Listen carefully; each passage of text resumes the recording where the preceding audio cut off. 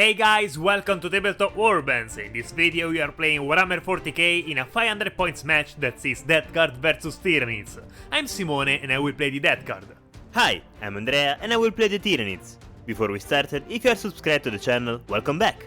If you are not subscribed yet and want to help us, join our growing community now by clicking on the subscribe button. And don't forget to activate the bell so you don't miss the next battle reports. Thank you guys. Today's mission is Homebrew. The two armies will have to deploy within these two areas. There are 4 objectives and they are arranged in this way. When a player controls an objective, it remains in his possession, even if he has no models within range of it.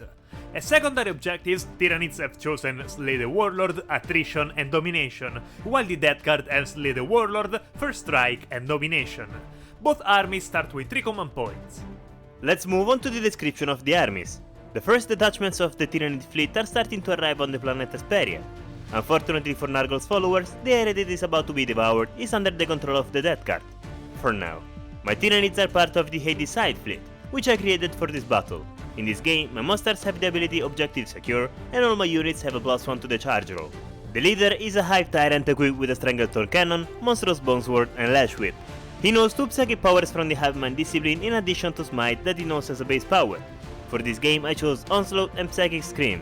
As a general trait I chose Heightened Senses, giving the Tyrant the ability to start first every fight and reroll all the hit rolls. As a relic I chose Balethorn Cannon, which replaces the Stranglethorn Cannon. Next we have the Moloch, a big boy who likes to eat things and has an impressive number of attacks. I believe that he will be a nightmare for the Death Guard squads.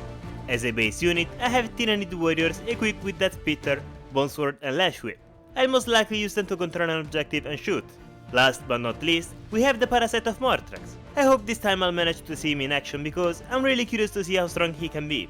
The followers of Nargol broke through the Imperial defense lines in the city of Terna, and while they were preparing to spread one of their diseases in a water source that reaches neighboring cities, they were attacked by Tyranids. My Death Guard belong to the Plague Company Harbingers. The general of the army is Typhus, and as general trait he has Chamber Rot. He is armed with a master-crafted Main Reaper and Blight Grenades. He can try to manifest 2 psychic powers and knows Smite as base power, plus 2 powers from the Contagion Discipline, Miasma of Pestilence and Curse of the Leper. Moving on, I have a Biologus Putrifier. I intended to change him with something else, but I wanted to give him one last chance before choosing different models. He has the relic Separating Plate that gives him a 2+ armor save. Next unit is that of the Plague Marines, composed of 1 Plague Champion armed with Demonic Plague Blade and a Plasma Gun, 1 Plague Marine armed with Blight Launcher, 1 Marine with Sigil of Decay and Bolt Rifle, 1 Marine with Plasma Gun, and 3 Marines with Bolt Rifle. Every model in this unit has also Blight Grenades, Crack Grenades and Plague Knife. Finally, there are 15 Poxwalkers armed with improvised weapons. Their goal will be to block some of Andrea's units in combat. Every model in my army has an aura called Contagions of Nargol, and each round increases the contagion range of this aura, starting with 1 inch in the first round up to 9 inches after the 4th round. All the enemy models inside this ability have their toughness reduced by 1. Considering how big the bases of my monsters are, I have deployed the Moloch in the center to give him space to move. The warriors on the right will secure objective 1, while the Tyrant will throw himself in the middle to eliminate as many enemies as possible. On the left, however, the Parasite is hidden behind the bunker so as to avoid being targeted in case I don't have the first turn. Due to the slowness of the Death Guard's movement, I was forced to place the units as close as possible to the objectives, so that I can reach them already in the first round. Typhus and the Plague Marines are lined up in the center, heedless of the huge monsters in front of them. They will be in charge of reaching Objective 3. The Poxwalkers and the Biologus will move as fast as possible towards Objective 4, and will try to keep control of it as long as possible. Rolling for initiative. Red dice for Tyranids and green dice for Death Guard. Okay, let's try again, shall we? Double Skull was nice though. 4 could be good. 3. I guess you're first. Nope, I let you start first. Sorry, not sorry. Okay. I can see why he chose to let me start first. With the movement of my units, I could have charged him in the first turn, but now I can only get closer and wait for the next round. Anyway, the Hive Tyrant uses his ability Will of the Hive Mind on the warriors. Until the start of the next turn, they can reroll hit rolls of 1 each attack they make. Then I advance with the warriors. 1. Need more, so I reroll with a common point. 2. Okay. they only manage to reach the objective 1. The next one to advance is the Moloch.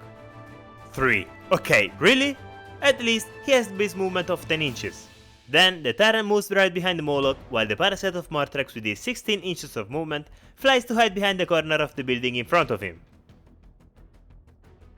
The Tyrant is way too far from the enemies to manifest psychic powers, so let's go straight to the shooting phase. The Tyrant targets the Plague Marines with his Balethorn Cannon, D3 plus 3 attacks, but since it's a blast weapon and the Marines unit is composed of 7 models, he can shoot minimum 3 attacks from the D3. So 6 attacks at 2. 5 hit, Strength 10 and Toughness 5, wounding with 2. All 5 wound. With Armor of Contempt, I reduce penetration to -2, so saving at 5+. Okay, only 2. I use a command point to reroll a dice.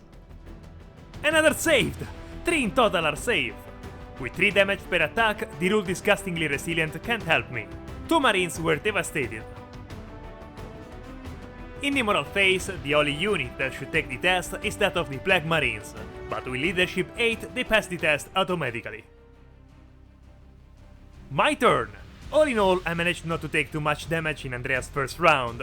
Now I have the possibility to move my units and reach the objectives. The first to move is Typhus, who advances. With 4, he has enough movement to reach objective 3 and take control of it. If he had not reached it, the unit was ready to advance as well, but now I can move them normally. The Plague Marines follow their leader, preparing to fire at the Tyranids. The Poxwalkers are very slow and need to advance to reach objective 4. 6! Apparently, mine are actually fast Poxwalkers. One after the other they stagger towards the objective. Well done! The Putrifier also advances, and with 4 he can position himself behind the Poxwalkers without problems. In the Psychic phase, the only model that can be activated is Typhus, with the possibility of using 2 powers. The first power he uses is Might on the closest enemy model, the Moloch. He has a -1 for a Tyranid ability, so I need 6+. 7! It has been successful! The Tyrant tries to block the power. I need to roll more than Simone to succeed. Well, I'd say that's enough. The second power Typhus uses is Miasma of Pestilence on the Marines next to him. He needs 6+. Another 7! Nargol is pleased. Tyranids targeting this unit will now have -1 on attack rolls. Reinvigorated by the attentions of their general, the Plague Marines take up arms and fire everything they can at the Tyrant that hit them in the previous round. Let's start with the 2 plasma guns that overload the weapon and make 2 shots at 3+. The black dice is for the champion.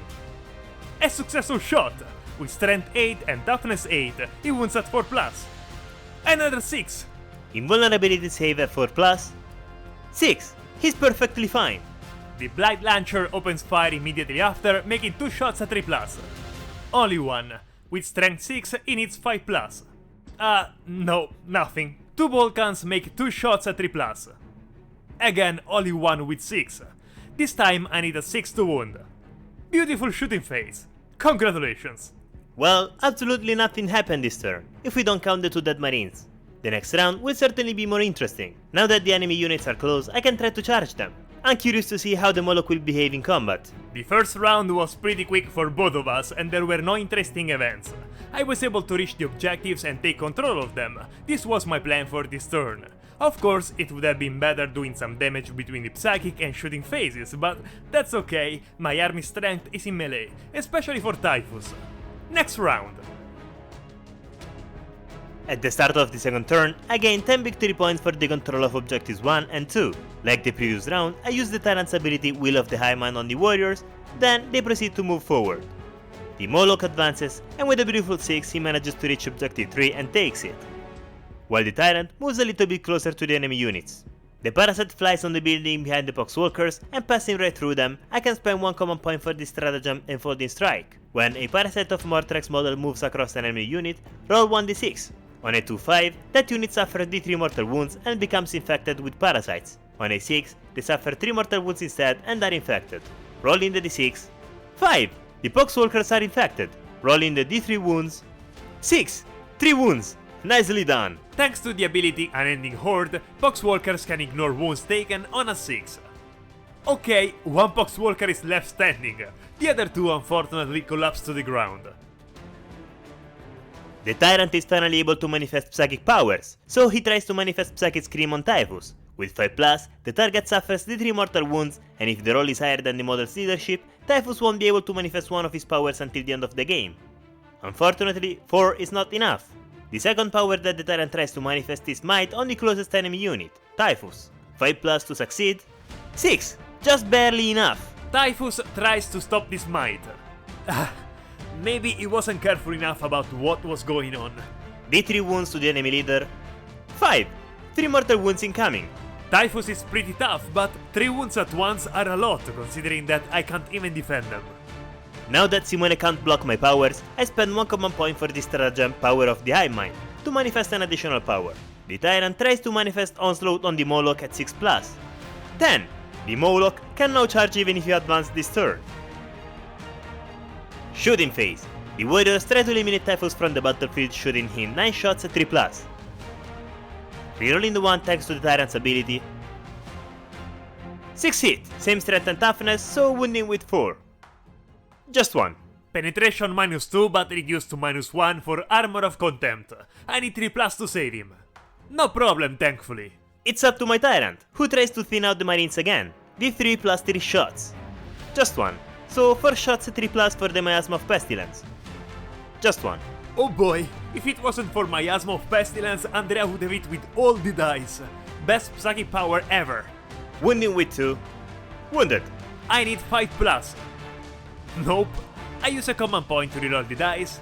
Much better. All Marines are safe. The first unit to declare a charge is the Moloch that aims to both Typhus and the Marines. The Plague Marines respond with the Overwatch to the charge, trying to inflict as much damage as possible to the incoming beast.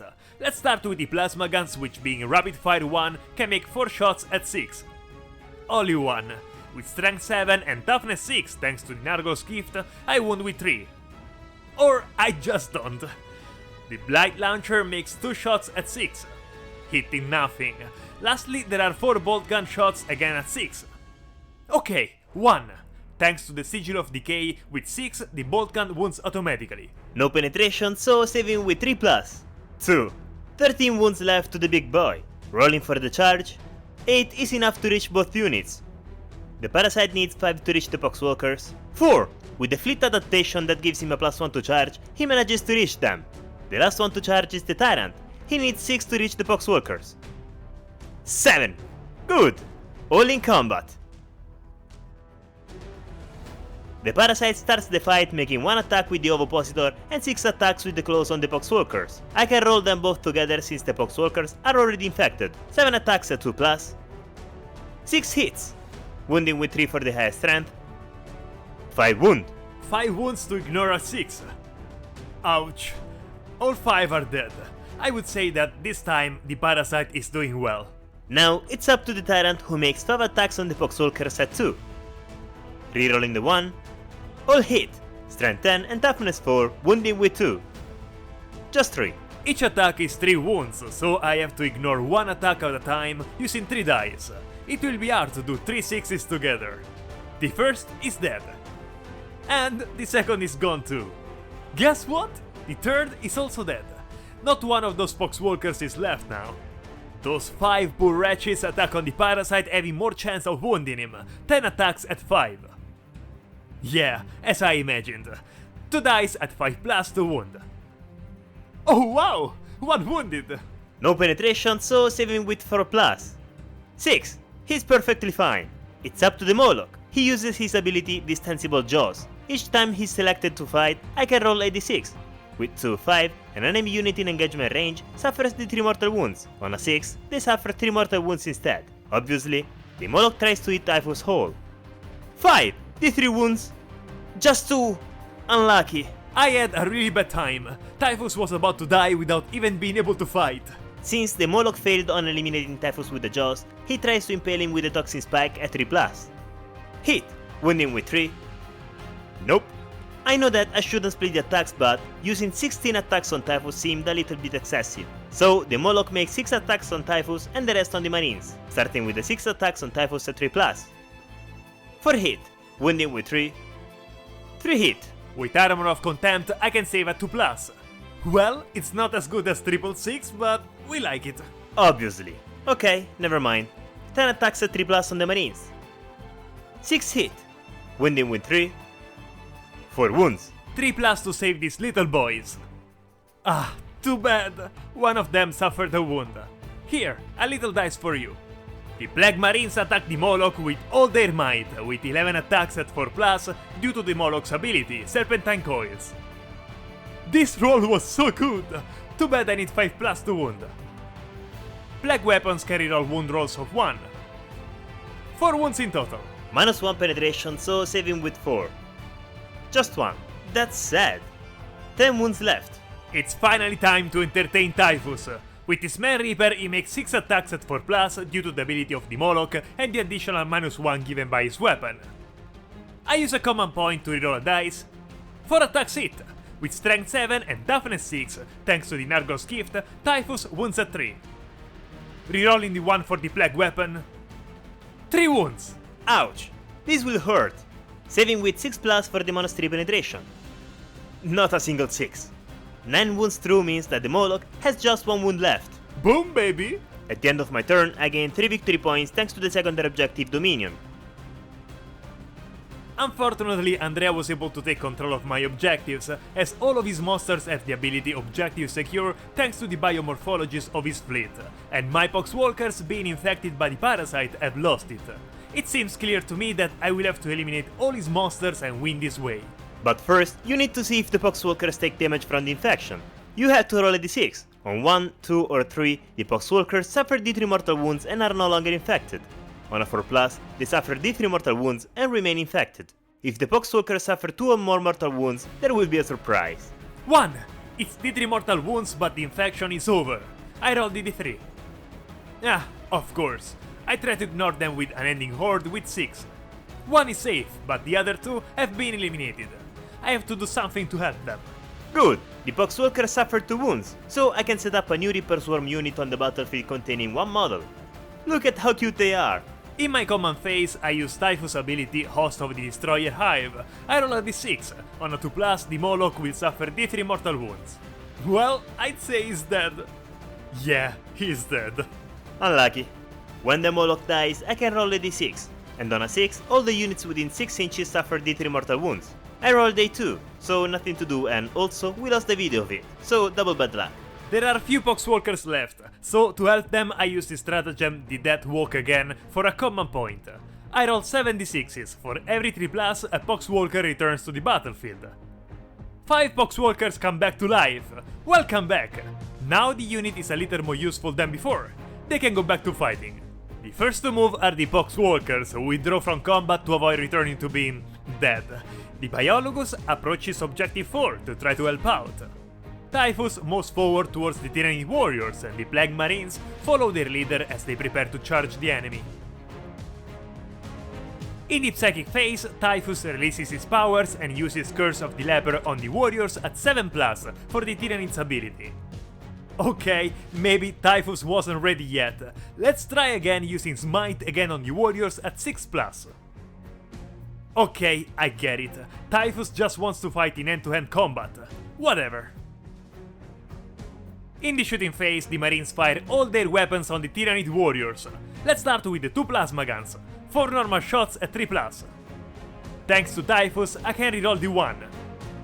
3 hits. They need 3+ to wound. 2 wounds. Good. Well, I need 6 to save. Nothing to do. Now the Blight Launcher. 2 shots at 3. Both hit. Strength 6 and Toughness 5. I wound with 3. A wound. This time I need 5 to save.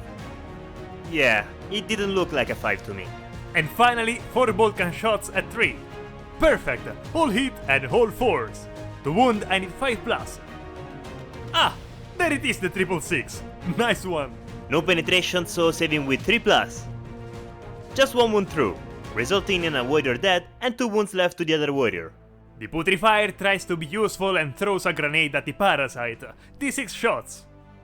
Ah, well, 6 grenade shots at 4+ for the -1 given by the parasite. 3 hit, 5+ to wound this time. Okay, 2 wounds, not bad. Saving with 5+.